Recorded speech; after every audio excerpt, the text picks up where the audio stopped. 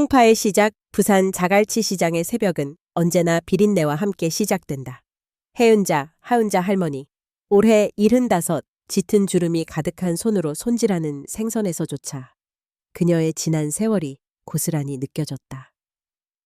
남편이 바다에서 사고로 세상을 떠난 뒤 아들과 딸 단 둘이서 어떻게든 이 험한 세상을 헤쳐왔다. 어릴 적 부모님이 돌아가시고 18살에 시집와서 서툰 손으로 칼을 잡았던 그 첫날 이후 해은자의 인생은 늘 추위와 배고픔 그리고 생존이었다. 아직 해가 뜨지 않은 새벽 3시 마트에서 사온 옥수수죽 한 모금을 입에 넣고 깡마른 다리를 일으켜 시장 골목을 걸었다. 오늘도 손수레에 고등어, 멸치, 오징어 따위를 실어서 노점에 올려놓았다. 고된 세월이 할머니의 허리와 손목을 휘게 만들었지만 그만둘 수 없었다. 할매, 오늘도 일찍 오셨네요. 이웃 상인 미순이 반갑게 인사했다. 어린 것들이 밥값 할 때까지는 할매가 죽을 수가 없지. 해은자는 허스키한 목소리로 씁쓸하게 웃었다. 시장 안 한쪽 귀퉁이에 앉아 손님을 기다리는 동안 해은자는 자주 먼 곳을 바라보았다. 아들 후는 조용한 성격으로 아버지 닮았고 딸 민희는 도시에 나가 직장에 다닌다고 한 지 몇 해가 됐다. 하지만 집에 생활비 보내주는 건 죄다 핑계일 때가 많다. 해은자는 한숨을 쉬었다. 손님 중에는 무례하고 거친 이들이 많았다. 에이, 할매, 고등어 상태가 왜 이래? 이거 다 떠리로 줘야지. 이 나이에 이딴 생선밖에 못 팔아? 쯧쯧쯧. 해은자는 피식 웃으며 대꾸했다. 사려면 사고 말라면 말 거라. 나만큼 세월 살아본 적 있으면 이 고등어 고마운 줄 알 거다. 목 깊은 곳에서 우러나오는 분노와 체념이 섞인 목소리였다. 오후 3시 가게 뒤편에 앉아 도시락을 까먹던 중 전화벨이 째깍거렸다. 딸 민희였다. 엄마, 이번 달 생활비 좀 늦는다. 회사 일이 너무 많아. 아, 그리고 오빠한테 전화해서 엄마도 잘 챙겨달라 해. 해은자는 알았어. 별일 아니니 신경 쓰지 마라 라며 전화를 끊었다. 세상에 태어나 이렇게 쓸쓸할 수 있나 속으로 생각했다. 날이 저물 무렵 집에 돌아오면 방 한켠엔 남편 영정사진이 덩그러니 놓여 있었다. 여보, 나 오늘도 살아남았다. 그 바다에, 겨울바람에, 사람들 눈초리에. 혼잣말이 버릇이 되었다. 밤이 깊어질 무렵 한기를 느끼며 두꺼운 이불을 덮었다. 그러나 잠이 쉽지 않았다. 창밖엔 겨울비가 내리고 시장 골목에 남은 사람 소리가 멀리서 들렸다. 해은자는 자리에서 일어나 작은 장롱을 열었다. 장롱 속 찢어진 담요 아래에 오래된 작은 금고가 있었다. 번호키를 돌리자 안에는 두꺼운 통장 다발과 유리병에 들어있는 지폐들이 가지런히 꽂혀 있었다. 어릴 때부터 한 푼, 2푼 모은 건데 애들이 알면 하늘이 두 쪽 나도 가만 안 두겠지. 혼잣말을 하며 어린 시절 고아로 자랐던 기억이 떠올랐다. 통장에는 최근에 산 해운대 해변 근처 작은 땅 문서도 있었다. 이거라도 남겨주면 애들은 잘 살 수 있을까? 아니, 과연 그럴까? 자기 자신에게도 확신할 수 없는 미래였다. 창문을 여니 밤바람에 등이 서늘했다. 해은자는 주저앉아 두 손으로 얼굴을 감쌌다. 다 늙어서 아직도 이 짓을 해야 하나? 왜 내 인생은 늘 이렇게 고단할까? 울음이 목까지 차올랐으나 눈물은 나오지 않았다. 지친 몸을 이끌고 다시 침대에 눕는데 갑작스런 통증이 복부를 찔렀다. 이게 또 뭔가. 식은땀이 나고 다리가 후들거렸다. 멍하니 천장을 바라보며 해은자는 생각했다. 이러다 정말 쓰러지면 어쩌지? 애들은 오긴 올까? 새벽 1시 참을 수 없는 통증에 해은자는 겨우겨우 일어나 약을 찾았다. 이따위로 못 죽어. 아직 무덤에 들어갈 수는 없어. 아직 아니야. 이를 꽉 깨물면서 홧김에 쓰던 칫솔을 바닥에 내동댕이 쳤다. 침묵이 도는 방 안, 해은자는 다시 통장들을 꺼내 꼭 껴안았다. 그리고 벽에 기대앉아 빗속에 가물거리는 불빛을 오래도록 바라봤다. 이 세상 누구보다도 강해야 했던 여인. 그러나 남몰래 누구보다도 약한 사람이었다. 아침이 오기 전에 혜은자의 귀에 남편의 목소리가 환청처럼 맴돌았다. 자네, 나 없이 잘 살아가게 될까? 혜은자는 무심히 대꾸했다. 난 죽지 못해. 애들 둘 이 세상에 남았잖아. 하지만 부엌 문틈으로 흘러든 찬 공기를 느끼며 혜은자는 차가운 현실에 다시 정신을 차렸다. 혼잣말로 다짐했다. 내 인생 아무도 대신 살아주지 않는다. 내 손으로 지키는 수밖에. 그 순간 핸드폰 진동이 울렸다. 훈이었다. 엄마 괜찮아? 요즘 왜 전화 안 받아? 그 목소리는 엷은 걱정만 묻혔다. 엄마도 나이 먹으니 몸이 영 시원찮다. 너희들 나중에 후회하지 마라. 전화를 끊으며 혜은자는 다시 등불을 껐다. 언젠가 이 아이들도 자신의 고생과 아픔을 알게 될 날이 올까? 아니면 끝내 모른 척 할까? 그 답을 아직은 그녀도 알지 못했다. 부서진 꿈 해같이 뜨지 않은 새벽, 혜은자는 평소처럼 자갈치 시장으로 향하지 못했다. 밤새 이어진 복부의 통증과 어지럼증, 그리고 극도의 피로감이 그녀의 온몸을 붙잡았다. 이대로는 안 되겠다. 애써 체념을 삼키며 병원으로 향했다. 부산대병원의 차가운 대기실, 흰 가운을 입은 간호사가 차례를 부르는 목소리 너머로 혜은자의 심장은 불안하게 뛰었다. 이름이 혜은자 씨 맞으시죠? 네. 오늘 CT 피검사 결과 모두 나왔고요. 교수님께서 직접 설명해 드릴 거예요. 마침내 진료실 문이 열렸다. 중년의 담당이가 냉정하게 차트를 넘겼다. 어르신, 많이 아프셨죠? 최근에 몸무게가 급격히 줄거나 피가 섞여 나온 적 있나요? 혜은자는 목이 콱 막힌 채 고개만 끄덕였다. 검사 결과 대장암이 의심됩니다. 아직 초기 단계에 가까워요. 수술만 잘 받으시면 완치 확률이 높습니다. 브레이크가 풀린 자동차처럼 온몸에 힘이 쭉 빠져나갔다. 암? 내가? 담담한 척 혜은자는 정중하게 고개를 숙였다. 담당인은 표정 변화 하나 없다. 고령이시니 다른 장기 검진도 추가적으로 진행할 겁니다. 수술, 항암 치료, 그리고 입원 기간까지 보호자분께 설명을 드려야 하거든요. 가족이 같이 오실 수 있겠죠? 그 말을 듣는 순간 혜은자는 혼란에 빠졌다. 이 나이에 하늘 날아갈 준비나 해야지. 무슨 수술이냐고 자식들이 말하는 거 아닐까. 집으로 돌아오자 텅 빈 방 안공기마저도 차게 느껴졌다. 그녀는 떨리는 손으로 핸드폰을 집어들었다. 먼저 아들 훈에게 전화했다. 여보세요, 에스 엄마. 무슨 일이에요? 평소엔 잘 전화 안 하시더니. 훈의 목소리는 피곤하고 짜증 섞인 톤이었다. 훈아, 엄마가 좀 많이 아프다. 병원에서 암 판정 받았단다. 수술도 해야 하고 비용이 만만치 않다더라. 네가 좀 도와줄 수 있을까? 한숨 섞인 침묵이 길게 이어졌다. 엄마, 솔직히 말하면 집 대출금도 아직 남았고 우리 큰애 학원비에 요즘 회사도 어렵고 곧 이사도 해야 해서 진짜 빠듯하거든. 미안합니다, 엄마. 그래. 아니, 그냥 내 생각이 궁금해서 물었을 뿐이다. 휘청거릴 것 같은 목소리로 답했다. 잠시 후 딸 민희에게도 전화를 걸었다. 엄마, 무슨 일이에요? 민희야, 엄마 힘들어서 그래. 병원에서 암 진단 받았어. 수술 받으려면 돈이 좀 필요해. 네가 혹시... 그러나 민희는 차갑게 잘랐다. 엄마, 나도 직장 내에서 곧 승진고사라 돈 들어갈 때가 많아. 오빠한테 더 얘기해봐요. 엄마 병수발 도와드릴 순 있지만 돈까지는 힘들다. 그리고 요즘 노인분들 정부 지원도 많잖아요. 혜은자는 핸드폰을 어루만지며 숨이 막혀왔다.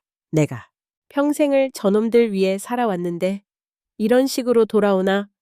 며칠 후 그녀는 병원에서 마취전 검사를 받고 형식적으로 오라는 대로 두 자식에게 병원에 와달라 연락했다. 흐린 오후 병실 문이 삐걱 열리고 훈과 민희가 들어왔다. 둘 다 초조하고 불편한 듯 서로 눈길만 주고받았다. 엄마, 어디가 그렇게 아파서 수술까지 하냐? 훈이 억지로 힘을 내며 물었다. 의사가 대장암이라더라.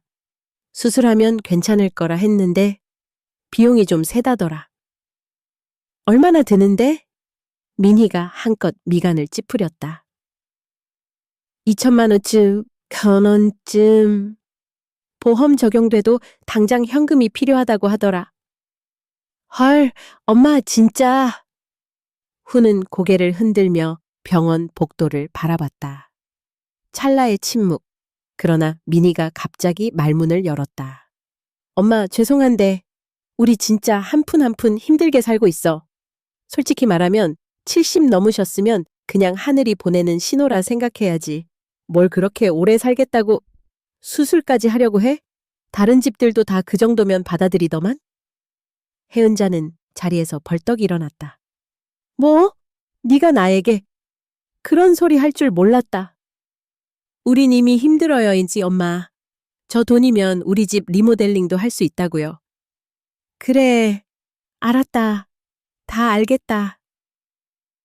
분노와 절망이 뒤섞인 채 혜은자는 벽에 기댔다.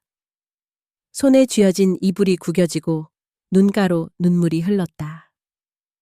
평생 사랑으로 키운 자식이 내 죽음을 바란다니. 내가 뭘 잘못했냐, 뭘 더 해줘야 했냐. 민희가 짜증 섞인 목소리로 두 남매 사이를 중재한다. 엄마, 우리도 가족 지키기 위해 사는 거야. 엄마가 이해해 주셔야지. 내년이면 나도 애 가져야 해서 그 돈 우리 생활에 더 소중해. 그래, 고맙다. 너희들 마음 잘 알았다. 혜은자는 속으로 끓어오르는 증오를 참으며 부드럽게 말했다. 후는 병실 창가로 다가와 얼굴을 감췄고 민희는 핸드백을 만지작거렸다. 둘이 나가자 병실 안은 저녁 어스름 속에 깊은 정적만이 남았다. 혜은자는 천천히 눈을 감았다. 이제 진짜 혼자구나.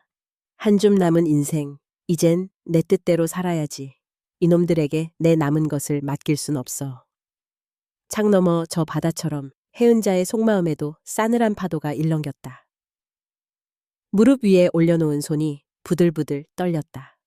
그래도 수술은 받아야지. 죽더라도 꿋꿋하게. 그 밤, 혜은자는 오랜만에 꿈을 꿨다. 아이들이 4살, 5살이던 시절 바닷가에서 엄마, 더 세게 돌려줘! 라고 깔깔거리며 놀던 모습이 스쳤다. 엄마, 나중에 돈 많이 벌어 엄마랑 같이 오래 살 거야. 알았지? 꿈속에서 어린 훈이 약속하듯 속삭였다. 그러나 꿈은 깨어나면 현실이 되지 않는다. 혜은자는 눈을 뜨며 작게 혼잣말했다. 약속도 사랑도 다 거짓이었다. 냉정함의 대가 며칠이나 시간이 흐른 뒤에도 혜은자는 침대에 누운 채 창밖만 바라보고 있었다. 초겨울 비가 창문을 두드릴 때면 그녀의 가슴 한가운데도 얼음 같은 바람이 불어오는 듯했다. 자식 둘 다 한 번쯤 병문안을 올 법했지만 아무도 오지 않았다. 노트북에 남은 키우던 애완견 사진만이 가끔 미소를 짓게 해줄 뿐이었다. 어느 날 저녁 집 초인종이 울렸다. 아들 훈이었다. 금방이라도 다른 약속이 있는 듯 현관에 들어서면서부터 초조하게 손목시계를 바라봤다. 엄마, 몸 좀 괜찮아? 그저 그렇다. 혜은자는 미소도 없이 시선을 피했다.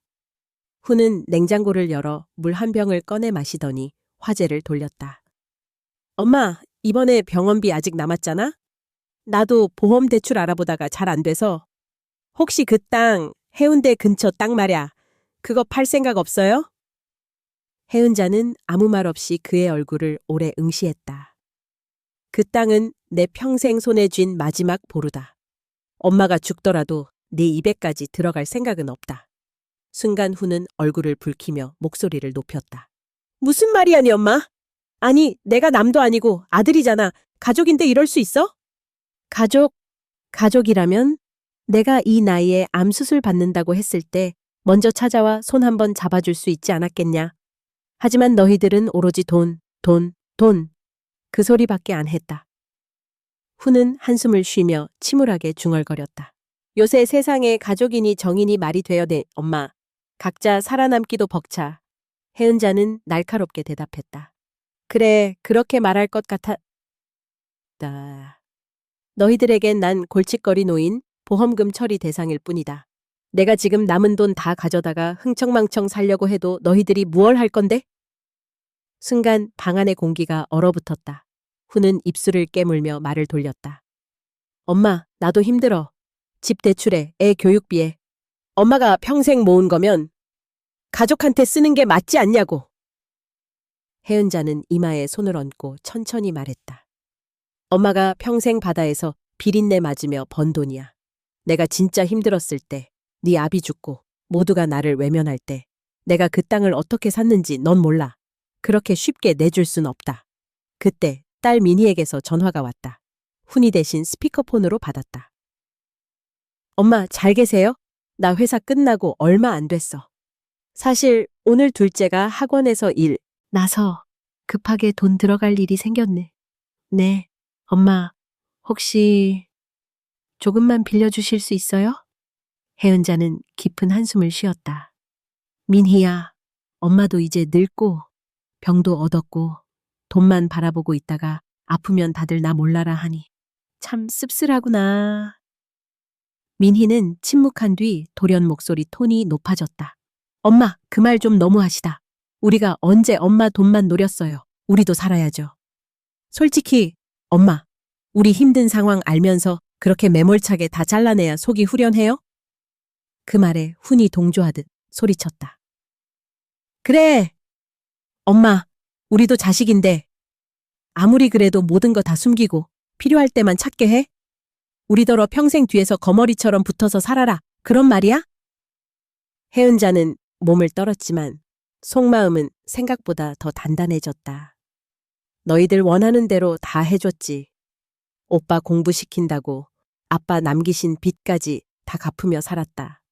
그런데 정작 엄마가 넘어지고 쓰러졌을 때 뭐 하나 진심 어린 안부라도 들어본 적 있니? 각자 눈치만 보고 누가 더 돈 받느냐, 누가 더 피해보나 이렇게 서로만 원망하지 않았니? 이게 니들이 말하는 가족이냐? 훈과 민희 모두 말문이 막혔다. 점점 숨이 차오르자 혜은자는 벽을 짚으며 조용히 말했다. 명심해라. 이번에 내들 때문에 내 마음 밑바닥을 다 봤다. 이 세상 누구도 내들마저도 끝내 내 곁이 아니라는 거 이제 알겠다. 엄마, 그건 아니지. 훈이 손을 뻗었지만 혜은자는 손길을 뿌리치고 방으로 들어가 문을 쾅 닫았다. 방에 들어간 혜은자는 금고를 꺼내어 뚜껑을 열었다. 통장, 현금, 땅 문서 한참 바라보다가 종이 한 장을 꺼내들었다. 눈물이 흐르지 않았다. 이 세상이 이렇게 춥다는 것 내가 왜 이제야 알았을까. 그 밤 혜은자는 침대에 눕지 않았다. 창밖 빗물 흐르는 소리 너머로 바다에서 들려오는 파도 소리가 들렸다. 서서히 그녀의 눈빛이 달라졌다. 이제부터는 아무도 믿지 않는다. 남은 인생, 자신의 마음대로 누구에게도 묶이지 않고 오로지 자기 인생을 위해 살아가겠노라. 마음속에 작은 불씨처럼 결의가 피어올랐다. 운명의 유언 겨울이 본격적으로 시작되던 어느 날, 혜은자는 이른 아침부터 단단히 준비해 집을 나섰다. 두터운 코트 깃을 세우고 손에 들린 작은 가방 안에는 통장, 등기권리증, 필기도구와 택시비 외 나머지 현금이 고스란히 들어 있었다. 오늘이 아니면 평생 끝내지 못할 일. 그녀는 한 번도 이토록 냉철하고 단호해 본 적이 없었다. 도시의 골목길을 따라 변호사 사무소로 향했다. 겨울바람이 얼굴을 할퀴었지만 혜은자의 마음은 이미 얼음장처럼 강해져 있었다. 건물 복도를 걷는 발걸음 앞엔 지난 세월 바다와 시장에서 쌓인 고통과 피로가 글썽겼다. 사무실 문을 열자 젊은 남자 변호사가 공손히 인사했다. 어르신, 무엇을 도와드릴까요? 혜은자는 할 말을 모두 삼킨 듯 잠시 침묵하다가 입을 떼었다. 난 유언장을 새로 쓰고 싶소. 내 인생의 마지막 결정을 내리려 한다오. 변호사는 잠시 놀란 듯 하더니 서류를 꺼내 유심히 바라봤다. 먼저 가족관계와 재산 내역, 그리고 유언의 방향을 여쭤봐도 될까요? 해은자는 목덜미에 맺힌 식은땀을 닦으며 차분하게 말하였다. 나는 남편도 없고 자식 둘 있다. 아들 하나, 딸 하나. 평생 힘들게 장사를 하며 내 손으로 번 돈으로 이 집, 이 땅, 그리고 얼마 안 되는 현금까지 저축했다. 하지만 그 자식들이 나에게 한 짓을 변호사 양반은 모를 거요. 나는 내 전 재산을 전혀 피 한 방울 이어지지 않은 곳에 줄 생각이다. 고아원, 사회단체, 도움이 필요한 사람들에게. 변호사는 다시금 확인하듯 조심스럽게 물었다. 정말 가족분들에겐 거의 남기지 않으시겠다는 뜻인가요? 해은자는 잠시 머뭇거리다 단호하면서도 슬픈 웃음을 지었다. 피 한 방울 이어져도 정이 다 떨어진 사람들이다. 이제 남은 내 돈, 내 집, 내 땅, 내 모든 것 하나도 그 녀석들 손에 넘어가게 할 수 없다. 그동안 그 애들이 나를 어떻게 대했는지 밤에 눈물 흘리며 생각했다오. 자식이라고 믿는 순간 피눈물을 흘렸다. 변호사는 조용히 서류를 가져오고 모든 재산 내역을 꼼꼼히 확인했다. 유언장 초안 작성이 시작됐다. 밤이 깊어갔다. 해은자는 사무실 조명 아래에서 종이에 자신의 이름을 어렵게 또박또박 쓰고 도장에 힘을 주었다. 변호사는 조심스럽게 말했다. 아드님과 따님이 나중에 이 사실을 알면 상처받지 않을까요? 해은자는 목소리에서 서늘한 냉정과 오래된 슬픔이 동시에 느껴졌다. 그들은 이미 나를 수없이 상처 줬다오. 내가 가진 걸 탐할 때만 내 문을 두드렸다. 눈 한 번 안 붉히고 내가 죽으면 그저 유산만 나눌 궁리만 했던 사람들이다. 그녀는 사무실 창밖으로 눈 내리는 도시를 바라봤다. 내 숨이 다하는 순간 후회나 애증도 남기고 싶지 않다. 가족이라는 이름이 이렇게 잔인할 수 있다는 걸 내 피로 겪었다. 이 서명, 내 최후의 정의요, 해방이다. 최종 서명이 끝나고 복사본을 건네받으며 해은자는 자리에서 천천히 일어섰다. 서류 봉투를 가방에 꽉 쥔 차에 변호사에게 마지막 부탁을 했다. 만약 내가 갑자기 세상을 뜨더라도 단 한 푼도 그 자식들 손에 넘어가지 않게 꼭 지켜주오. 변호사는 고개를 깊이 숙였다. 어르신 뜻 반드시 지키겠습니다. 사무소를 나와 해은자는 어둑한 골목을 천천히 걸었다. 등 뒤로 쏟아지는 겨울 햇살이 낯설게 느껴졌다. 집에 돌아오자 그녀는 방 구석 깊은 서랍에서 이전의 유언장을 찾아냈다. 낡고 누렇게 바랜 봉투, 아들이 쓴 이름, 딸의 이니셜이 적힌 종이. 해은자는 그것을 한동안 멍하니 바라보았다. 이내 라이터를 꺼내 들었다. 망설임 없이 불을 붙였다. 작은 불꽃이 봉투를 종이마다 남은 기억을 집어 삼켰다. 연기와 함께 흩어지는 옛 이름들. 그 속에 해은자는 갑자기 울지도 속상해하지도 않았다. 오히려 온몸이 가볍게 느껴졌다. 바닥에 무릎을 꿇고 해은자는 짧게 혼잣말을 했다. 내가 준 사랑, 그들이 발로 찼으니 이젠 내가 내 행복을 향해 살겠다. 그 밤 해은자는 오래도록 거실에 앉아 창밖의 눈내림을 바라봤다. 가족, 정, 의무, 애증. 모든 굴레가 조용히 무너지고 고요한 안도와 작은 미소가 입가를 스쳤다. 세상 어느 누구의 시선도 자식들의 원망도 두렵지 않았다. 마침내 스스로를 해방시키는 계절이었다. 아물지 않는 상처 해운대 부근의 대학병원 병실에서 해은자는 희미한 천장등을 바라보고 있었다. 수술이 성공적으로 끝났다는 의사의 말에도 불구하고 해은자의 마음속에는 끝없이 가라앉는 먹구름이 맴돌았다. 흰 커튼 너머로 밤비가 속삭이고 의료기계가 주기적으로 경쾌한 소리를 냈지만 공간은 사무치게 적막했다. 며칠이 지나도 가족은 아무도 오지 않았다. 간호사가 가져다주는 밥과 약, 주기적인 진찰 이외엔 사람의 온기라곤 느낄 수 없었다. 그나마 병문안을 와준 건 같은 항구에서 평생을 함께 보낸 몇몇 친구들이었다. 짙은 주름의 굵은 손, 비릿한 파도 내음을 닮은 점퍼를 걸친 미순, 순옥이 할머니가 손에 작은 식료품 바구니를 들고 들어왔다. 은자야, 정신 좀 들어? 미순이 걱정 반, 장난 반 섞어 물었다.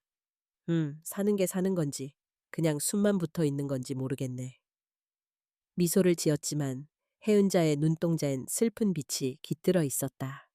순옥이 가져온 국그릇에는 따뜻한 멸치국이 소박하게 담겨 있었다. 친구들은 크게 걱정하지 말라며 퇴원하면 다시 시장에서 만나자고 다정하게 손을 꼭 잡아주었다. 짧은 방문이 끝나고 병실에 다시 혼자가 되자 해은자는 침묵 속에서 과거를 더듬었다. 나는 평생 누군가 곁을 지켜줄 거라고 믿었던 걸까? 정작 자식들은 내 일생이 피와 땀으로 점철됐다는 것도 모른다. 내가 살아온 인생이 이토록 값싸고 하찮은 것이었나. 비가 그치던 이른 새벽, 병실 창밖에 비친 자신의 모습에 해은자는 한숨을 내쉬었다. 머리는 희끗희끗해지고 야윈 볼에 깊은 주름이 파였다. 한평생 자신의 몸을 던지며 희생만 해온 인생. 만약 내가 오늘 이 자리에서 죽는다면 누가 진심으로 내 죽음을 슬퍼해 줄까? 그때 문이 삐걱 열렸다. 딸 민희가 조심스레 들어섰다. 평소보다 더 차려입은 듯한 민희는 형식적인 미소를 지으며 포장된 죽 하나를 책상 위에 올려놓았다. 엄마, 좀 나아졌어? 회사 일 많아서 오래 못 있어. 이거라도 드세요. 민희의 말에는 온기나 진심보다 의무감이 짙게 배어 있었다. 해은자는 모진 마음으로 미소만 띄었다. 그래, 고맙다. 바쁜데 여기까지 오느라 수고했다. 민희는 얼른 휴대폰을 만지작거렸다. 몇 마디 안부를 주고받고 민희가 일어나서 돌아가려 하자 해은자는 잠시 입술을 깨물었다. 민희야, 네가 진심으로 엄마 걱정을 하는 건지 아니면 그냥 할 도리해서 오는 건지 솔직히 모르겠다. 예전에 우리 집에 불이 났을 때 네가 울던 게 떠오르네. 그때는 네가 엄마를 정말 소중히 여기는 줄 알았는데.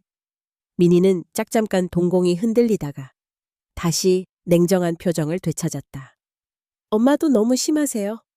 저도 애 키우기 빠듯해요. 엄마 병간호까지 다 할 수 있다고 생각하세요? 해은자는 손에 힘이 들어가 침대맡에 있던 죽그릇을 집어들었다. 이 아이들에게 서운해할 자격이 내게 있긴 한가. 그럼에도 참을 수 없는 분노와 절망이 밀려왔다. 그래, 차라리 돈 얘기하려고 오라고 하지. 내 마음엔 엄마가 짐일 뿐이라는 거 나도 이제 안다. 순간적으로 참아왔던 감정이 터져버렸다. 해은자는 그릇을 바닥에 내동댕이 쳤다. 죽이 바닥에 튀고 민희는 깜짝 놀라 뒷걸음질 쳤다. 돌아가, 민희야. 정말 네가 원하는 건 내 회복이 아니잖아. 아픈 엄마보다 유산이 급하지? 목소리가 떨리고 울음은 터져 나오지 않았다. 민희는 잠시 멈칫하더니 결국 조용히 눈물을 훔치며 병실을 나갔다. 문이 닫히자 긴 침묵이 다시 그림자처럼 깔렸다. 나는 평생을 내어주는 사랑을 했으나 내가 돌아받는 건 외로움과 무관심 뿐이구나. 늦은 밤 해은자는 병실 불을 끄고 창밖 한 줄기 빛을 바라보았다. 친구들이 가져온 멸치국 한 그릇이 남아 있었다. 그 속에서 해은자는 나지막이 말했다. 사람에게 받은 상처는 약으로도 시간으로도 아물지 않는다. 잠을 이루지 못한 채 뒤척이며 해은자는 자신이 남길 수 있는 사랑은 더 이상 자식이 아니라 자신과 진심을 나누는 소중한 이들, 그리고 아직 어딘가에 있을 외로운 누군가에게 향하고 있음을 느꼈다. 깊은 상처를 딛고 조금씩 일어서려는 다짐이 해은자의 가슴 속에서 천천히 피어나고 있었다. 새로운 바다, 새로운 하늘 병원에서 퇴원한 해은자는 병실 복도를 걸을 때부터 마음 한켠이 묘하게 들떠 있었다. 몸에선 여전히 수술의 흔적이 남아 있었지만 그보다 더 깊고 오래된 상처, 외로움과 배신의 고통은 어디론가 날아가 버린 듯했다. 집에 짐을 풀 틈도 없이 그녀는 오랜 바람이었던 새로운 집으로 짐을 옮겼다. 해운대 파란 바다가 햇살에 반짝이는 고급 아파트, 거실 창을 열면 바다가 한눈에 펼쳐졌다. 혜은자는 창가에 서서 숨을 깊게 들이켰다. 쿰쿰한 시장의 냄새 대신 짭조름하고 상쾌한 파도 내음이 가슴까지 파고들었다. 이제야 내 숨을 제대로 쉬는 것 같네. 이삿짐을 정리하면서도 마음이 가벼워졌다. 그토록 두려워했던 혼자라는 사실이 갑자기 더 이상 무섭지 않았다. 오히려 새로운 시작에 대한 설렘이 심장을 두근거리게 했다. 며칠 뒤 혜은자는 동네 경로당에서 어르신 댄스 동호회에 등록했다. 도톰한 뺨과 천진한 웃음을 지닌 순남 할머니, 입이 쩍 벌어질 정도로 발랄한 청자 할머니가 그녀를 반갑게 맞았다. 은자 언니, 잘 오셨어요. 우리 이번 달에 댄스 대회도 나가기로 했어요. 빨간 드레스 찜! 혜은자는 웃으며 손을 내저었다. 평생 장사만 하다가 여태 이런데 한 번도 와보질 못했네. 청자 할머니가 장난스럽게 팔짱을 꼈다. 장사는 그만, 이제는 살만 나는 것만 생각해요. 멋을 내야 한다는 조언에 따라 혜은자는 처음으로 화사한 립스틱을 바르고 미용실에서 파마도 했다. 몰라보게 달라진 거울 속 자신의 모습에 그녀는 낯설지만 새로웠다. 내가 이런 얼굴이었구나. 댄스 동호회 첫날, 음악이 흐르자 할머니들은 서로 손을 잡고 빙그르르 돌았다. 혜은자는 머뭇거렸지만 곧 음악에 몸을 맡겼다. 비틀거리며 웃음을 터뜨릴 때 젊은 시절 한 번도 느껴본 적 없었던 자유와 행복이 온몸으로 밀려왔다. 클럽이 끝난 후 회원 몇 명과 함께 커피숍에 들렀다.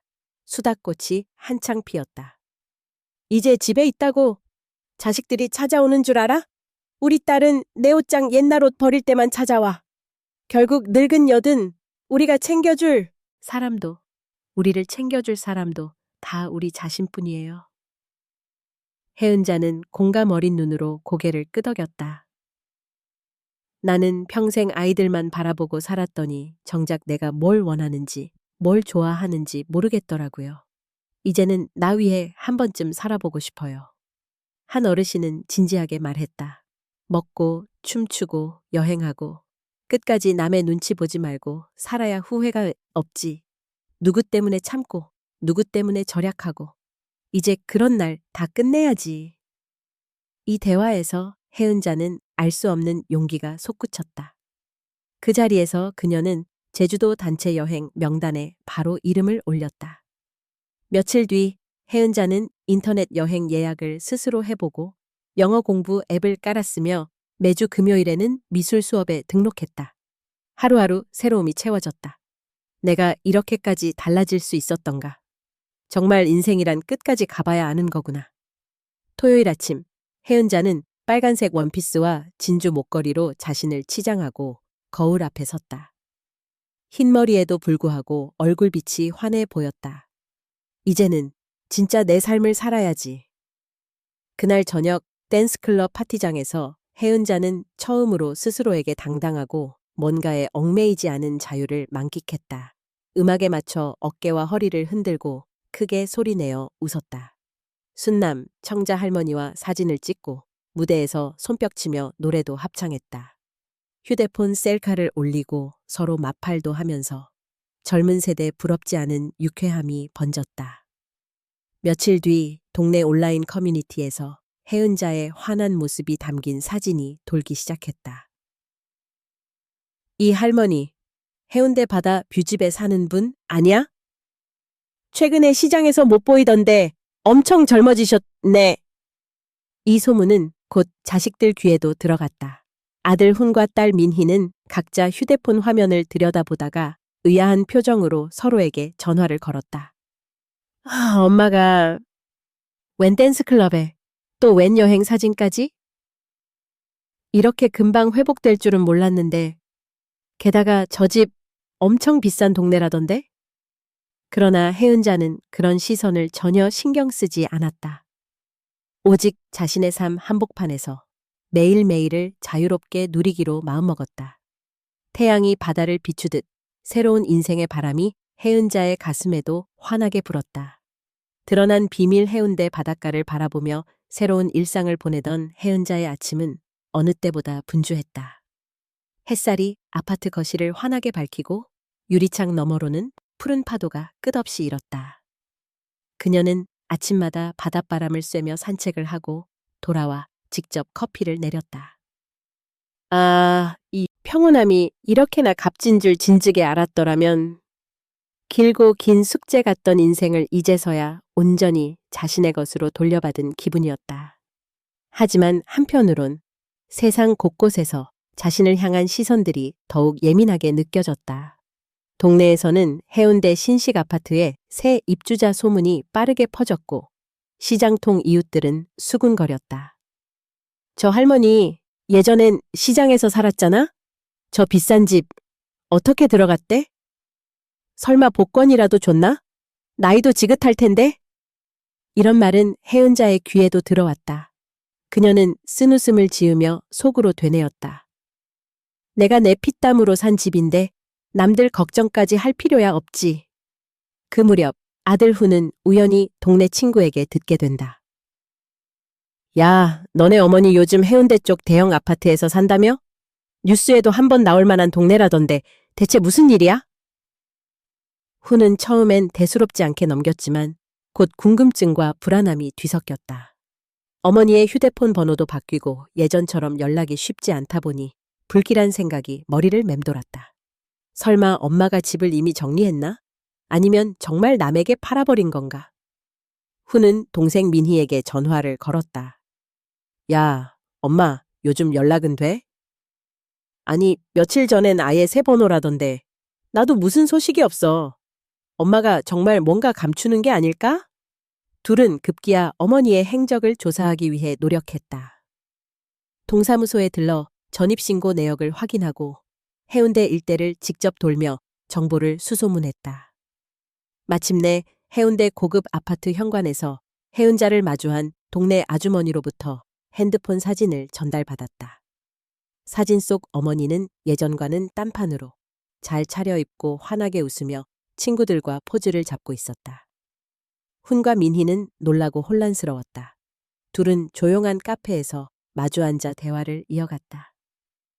엄마가 저렇게 달라지다니. 평생 움츠러들고 일만 하던 분이 저게 진짜 우리 엄마 맞아? 민희는 분노에 섞인 당혹감으로 말했다. 돈은 어디서 났을까? 저 아파트 값만 수억이 넘는다던데 엄마가 숨기는 게 분명해. 후는 더 이상 참지 못하고 강경하게 말했다. 직접 가서 물어야겠다. 우리 것도 있는데 가만히 있다가. 나중에 남 좋은 일만 하겠어?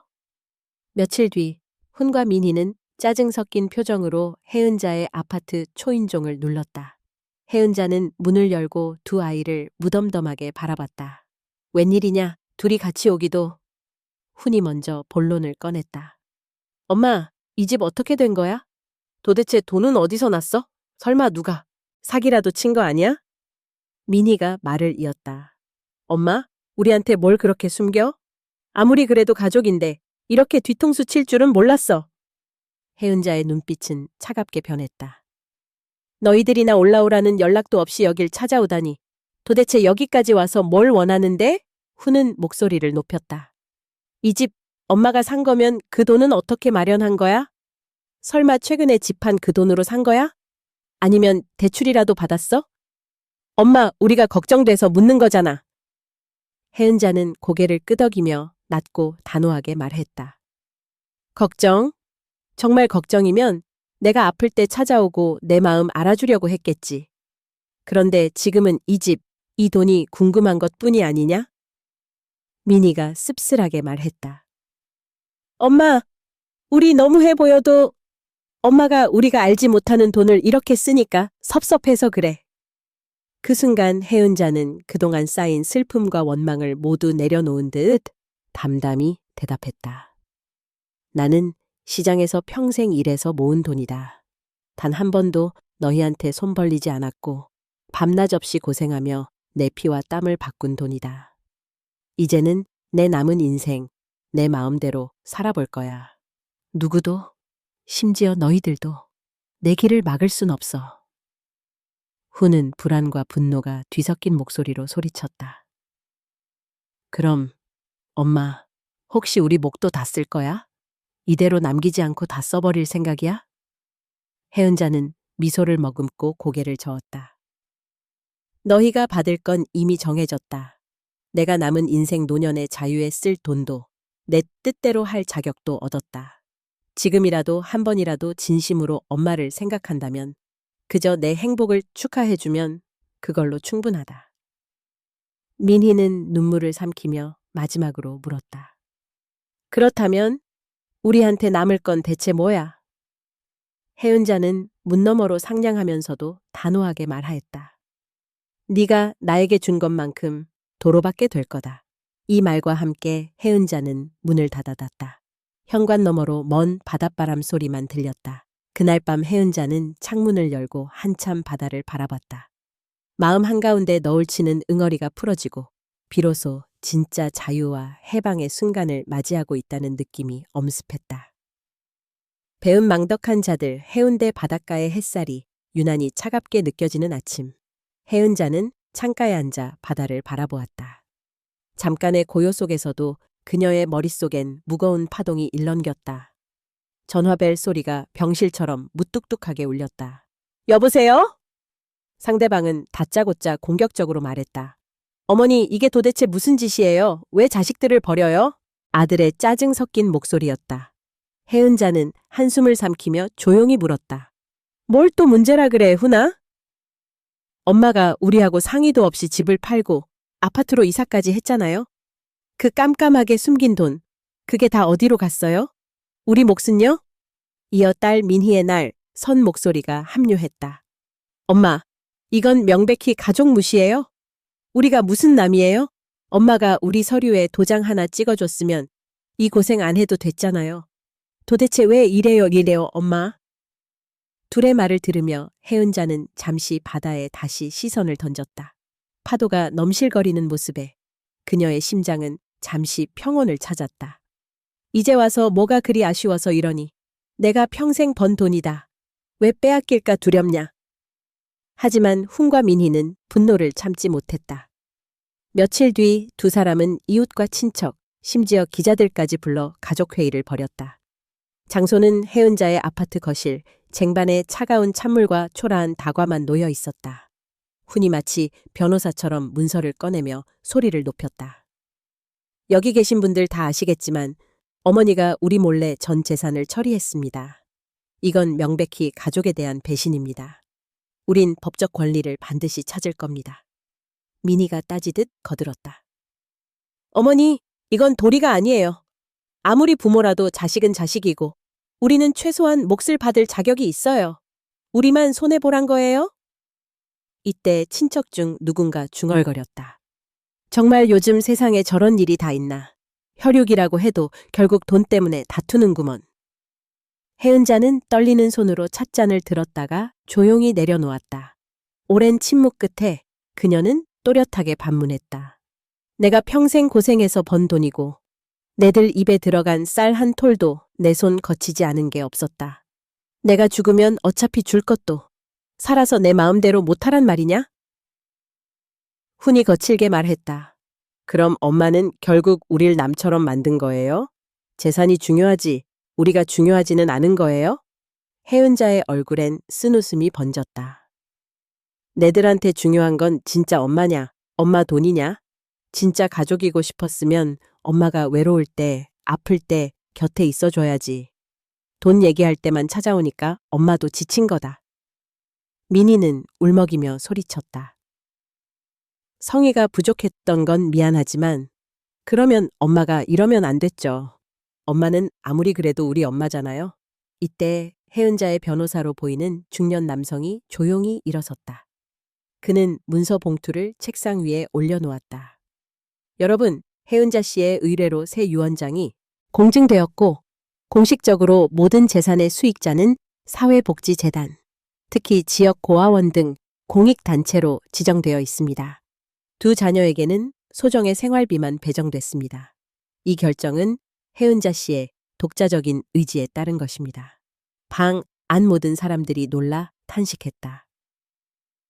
세상에 저런 일이. 누군가는 조롱하듯 말했다. 아주 드라마 찍네. 자식 버리고 남을 챙기다니. 저러다 혼자 죽지. 그러나 혜은자는 흔들림 없이 담담했다. 오히려 지난 세월 억눌린 울분이 웃음으로 터졌다. 내가 진짜 하고 싶었던 건 내가 원할 때 만족스럽게 내 모든 걸 주는 거다. 피부티랍시고 내 피땀을 갈라주는 게 아니라 진짜 도움이 필요한 사람에게 내 노후를 바치겠다. 분위기는 차갑게 식었고 자녀는 플라스틱 물컵을 꽉 쥐곤 울분만 삼켰다. 민희는 소리쳤다. 엄마, 평생 남만 챙기다가 결국 우리만 힘들게 만드는구나. 하지만 혜은자는 더 이상 흔들리지 않았다. 그녀의 목소리는 냉정하면서도 평온했다. 이제서야 알겠다. 진짜 가족이란 혈연이 아니라 서로 아픔을 나누는 사람이라는 걸. 밖에서 파도 소리가 잔잔하게 들렸다. 혜은자는 누구의 시선도 두렵지 않았다. 자유의 부활 해운대의 늦봄.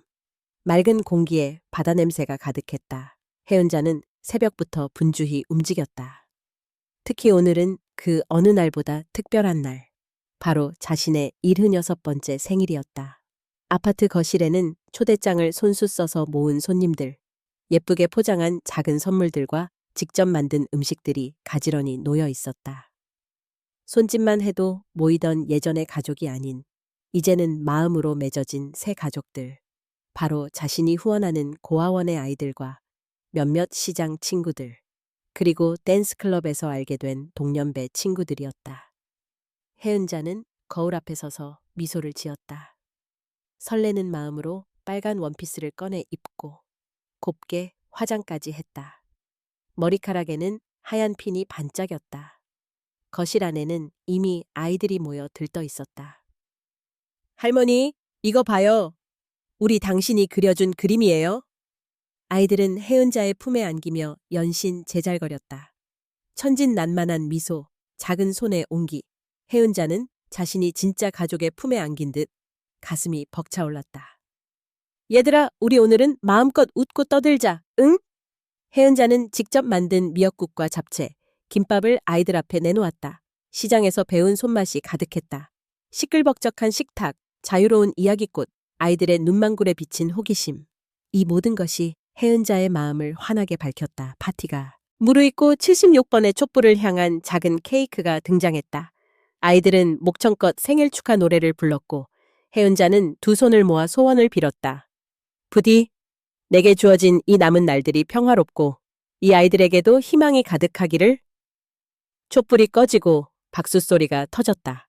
한 아이가 수줍게 손바닥에 쥔 편지를 내밀었다. 할머니, 저희 곁에 있어 주셔서 정말 고마워요.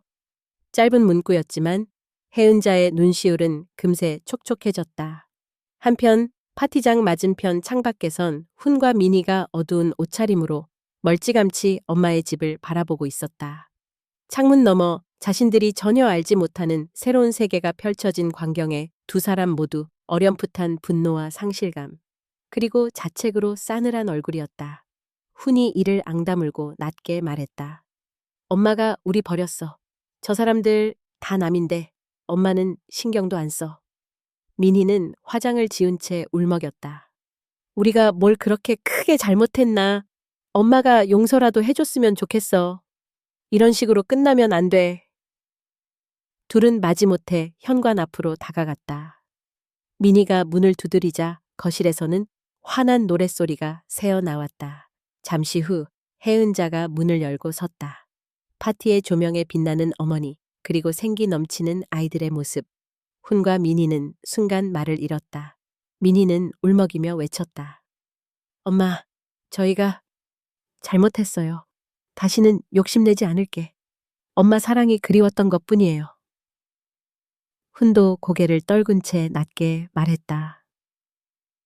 그동안 엄마 힘들게 했던 거 정말 미안해요. 하지만 혜은자의 눈빛은 어딘가 차분하고 그 어느 때보다 단호했다. 너희가 원했던 건 내 마음이나 건강이 아니라 내 돈과 집이었잖니. 진짜 가족이 무엇인지 너희 행동이 스스로 답을 내렸다고 생각한다.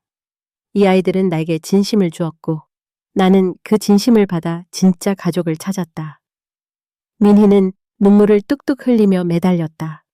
한 번만, 엄마, 한 번만 기회를 줘요. 정말 이번엔 달라질게. 엄마가 없으면 저희도 의미가 없어요. 혜은자는 떨리는 심장으로 똑바로 두 자녀를 바라보았다. 나는 이제 나 자신과 내 선택을 사랑하며 살려고 한다. 너희를 미워하지는 않아도 더는 내 안에 너희를 위한 자리는 없단다. 그녀는 조용히 문을 닫았다. 행복하게 살아. 인생은 누구에게도 밀어줄 수 없어. 문이 닫히는 순간 거실 가득 따뜻한 분위기가 번졌다. 아이들이 혜은자의 등을 꼭 안았다. 할머니, 우리 모두 여기 있을게요. 혜은자는 아이들을 꼭 껴안으며 마음 속으로 속삭였다. 나는 이제야 진짜로 다시 태어났다. 바깥에 부서진 달빛 아래 처음으로 자신을 위한 생일을, 자유로운 영혼, 사랑으로 가득 찬 이 작은 우주를 평화롭게 만끽했다. 그날 밤 혜은자는 창문을 열고 바닷바람을 크게 들이켰다. 변함없는 파도 소리에 이제 자신의 마음도 햇살처럼 밝고 가벼워졌다. 진짜 가족, 따뜻한 유대, 그리고 오롯한 자유. 이것이 바로 혜은자가 온 생애를 바쳐 찾아온 두 번째 탄생이었다. 파도 치는 바다, 살아있는 마음, 새벽 공기가 싱그럽게 스며드는 해운대 해변. 혜은자는 바닷가를 따라 천천히 걸었다. 발끝에 차가운 모래가 스치고 미풍이 백발을 간지럽힌다. 눈앞에는 변함없는 바다가 누워있고 그 너머로 우유빛 구름들이 하늘을 유영했다. 그녀는 깊은 숨을 들이켰다. 짙은 소금 내음, 부드러운 햇살, 가슴이 설렜다. 수십 년을 가족과 생계에 묶여 땀 흘리던 삶이 이제는 오롯이 자신을 위한 시간으로 채워졌다. 인생은 언제나 다시 시작할 수 있구나. 혜은자는 잠시 걸음을 멈췄다. 바닷물에 비친 자신의 얼굴, 저마다의 추억과 상처, 용서와 다짐이 파도에 떠밀려왔다. 한때 외로움과 원망, 도리어 스스로를 짓눌렀던 시기. 하지만 지금 자신의 마음은 놀라울 만큼 가벼워져 있었다. 그녀는 낮게 그러나 단단하게 중얼거렸다. 이제야 알았다. 내가 어떤 파도 앞에서도 흔들리지 않는 법을. 그 순간 저 멀리서 댄스클럽 친구들이 환하게 손을 흔들었다. 순남과 청자 그리고 새로운 친구들이 파란 트레이닝복을 입고 해변에서 스트레칭을 하고 있었다. 은자 언니, 오늘은 기분이 정말 좋아 보이네요. 혜은자는 넉넉히 웃으며 인사했다. 응. 오늘은 왠지 세상이 내 편 같은 기분이야. 다 함께 바다를 향해 팔을 벌렸다. 나이에 구애받지 않는 자신만의 자유를 온몸으로 만끽하는 시간. 언젠가 우리 삶이 너무 짧다고 생각했는데 사실은 우리가 무심히 흘려보낸 시간이 너무 많았던 것 같아요. 순남이 담담히 말했다. 청자도 고개를 끄덕였다. 맞아요. 아무리 파도가 거세도 내가 내 삶을 사랑하는 순간부터 모든 날이 소중해지더라고요. 혜은자는 그 말에 깊게 고개를 끄덕였다. 나는 이제서야 내 마음에 솔직한 사람이 된 것 같아. 남의 시선, 자식들 욕심, 이제 그런 것에 흔들리고 싶지 않다. 해안 산책을 마치고 모두 댄스클럽으로 향했다. 오늘은 특별히 젊음의 무도회라는 주제로 작은 파티가 열렸다. 분홍빛 조명이 가득한 무대 위에서 혜은자는 빨간 드레스를 입고 가벼운 스텝을 밟았다. 주름진 손이지만 가장 아름다운 미소가 번졌다. 친구들은 박수와 환호를 보냈다. 은자야, 춤추는 게 정말 행복해 보이네. 그녀는 빙그르르 한 바퀴 돌며 쾌활하게 외쳤다. 이제야 진짜 삶이 뭔지 알겠어. 내가 진짜 쓸모 있는 사람이 되고 싶었던 게 아니었거든. 그저 내가 나로 사는 게 중요한 거였다는 걸. 너무 늦기 전에 깨달아서 다행이야. 포옹과 환한 웃음, 노래와 이야기가 가득 찬 밤이었다. 파티가 끝나자 클럽 문 너머로 누군가 그림자처럼 서 있는 걸 느낄 수 있었다. 혜은자가 나가보니 멀리서 훈과 미니가 그녀를 조용히 바라보고 서 있었다. 두 사람의 얼굴엔 아쉬움과 자신의 상처, 그리고 작은 후회와 미련이 담겨 있었다. 혜은자는 조용히 그러나 흔들림 없는 눈빛으로 말했다. 평생 누군가의 엄마, 누군가의 아내, 누군가의 희생으로만 살다가 비로소 나 자신으로 살아본 이 시간, 너희들은 결코 이해하지 못하겠지. 훈과 민희는 입을 열지 못했다. 혜은자는 이내 미소 지으며 마지막 인사를 건넸다. 너희가 슬퍼도 내 마음은 이미 자유로우니 각자 삶을 잘 살아. 엄마는 엄마 인생에 만족한단다. 둘은 고개를 숙이며 조용히 자리를 떠났다. 밤하늘에는 별이 총총 떴다. 혜은자는 바다를 바라보았다. 파도는 여전히 끝없이 밀려오고 밀려갔다. 내 마음도 저 파도처럼 계속 살아서 끊임없이 새로운 자유와 사랑을 찾아 흔들려야겠지. 그리고 생각했다. 오늘 만약 저 아이들이 다시 내 앞에서 진짜 눈물로 용서를 구한다면 내 마음에도 다시 문이 열릴까? 아니면 이미 모든 게 지나간 걸까? 그 물음엔 대답하지 않았다. 다만 그녀가 바다를 향해 활짝 웃으며 힘차게 첫 스텝을 내딛는 순간 혜은자의 삶은 또다시 자유롭고 당당한 미래를 향해 나아가고 있었다. 그녀의 마지막 독백이 바닷가에 퍼져나갔다. 바다는 늘 파도친다. 그러니 내 마음도 살아있는 한 끝없이 흔들리고 살아가야지. 새로운 아침, 새로운 바다, 그리고 강인한 살아있는 마음으로 혜은자는 또다시 걷기 시작했다.